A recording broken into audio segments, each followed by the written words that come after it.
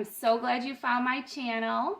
I am here to share with you today a meal that's going to go in your crock pot, and that is going to be a low-cost meal as well. It's using things like potatoes, carrots, cabbage. It is a delicious soup, ham soup, using up an old ham bone if you have one from Easter or Christmas. Or you could buy a ham steak. They sell those at Aldi and a couple other stores, of course, like Walmart and things, and they're a really great price. So I am really, really close to my 500 subscribers. So if you like cooking, if you like things that happen in the kitchen, please hit that subscribe button. It really does help me out. I really appreciate it. And I hope you enjoy this recipe. Hi there. I have my crock pot out. We are going to put together a soup, and I just am kind of making this up as I go. I've had look at how much is left on here. This is the Christmas ham bone, but I could not cut anything else off of the bone, so I wrapped it up. It's still frozen. I did thaw it just a little bit, but there's so much meat on this. I don't know how much else I'm going to be able to fit in a crock pot with that, but I'm trying to make a soup. So I have about, I peeled and chopped carrots and potatoes. So I got carrots down there. It's about 1 cup of carrot. I had 2 large potatoes, so maybe 2 cups of potato. So we're just kind of filling this in. Hopefully I can fit it all in, and we'll see. I do plan on putting some corn in here. I don't know if the whole bag will fit, so I'm going to start with what I got down here. I also chopped up, this is just a half a head of cabbage and just a tiny little onion that I had left. So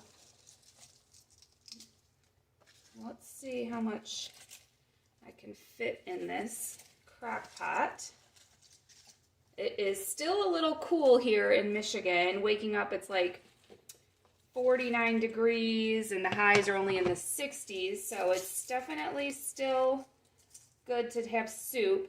I'm just breaking up the cabbage. It will break up as it cooks, but I'm also trying to get it further down into the pot.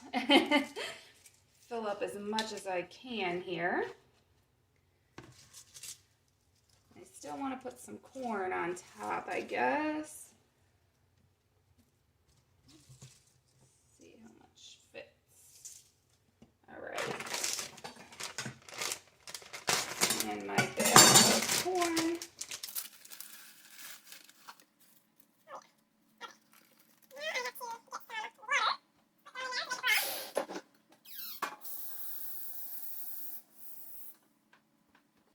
Because of how full this is, I'm actually going to try to stir some of this. I have broth base.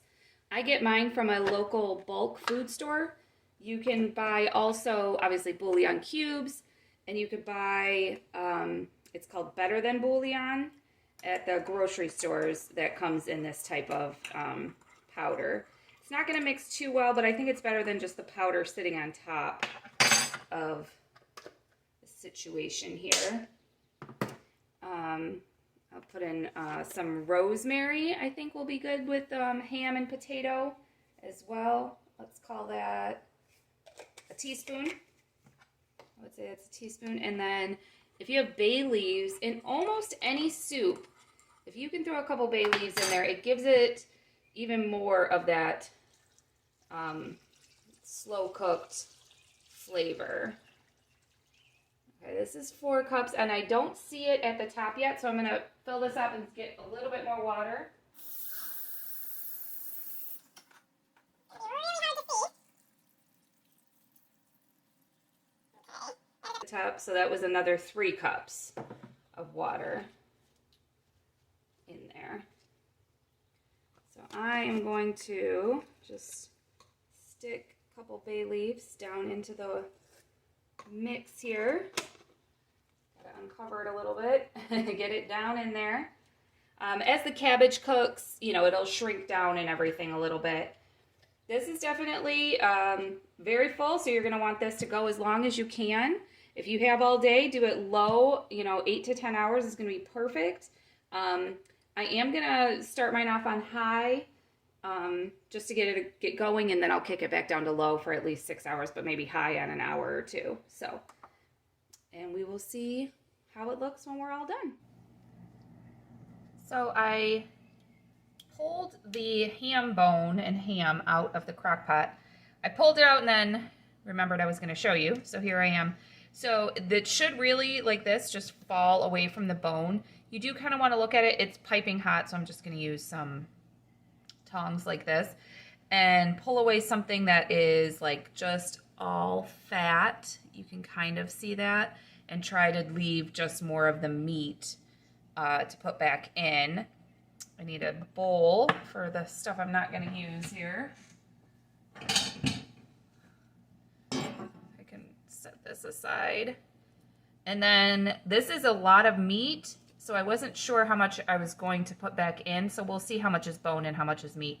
So here is the bone. See that? It's just like fell off the bone completely clean. So that's all the good meat. That's why you got to save your bones. And then the bones themselves, inside and everything, that is what gives your soup so much flavor. This smells so good in my house right now.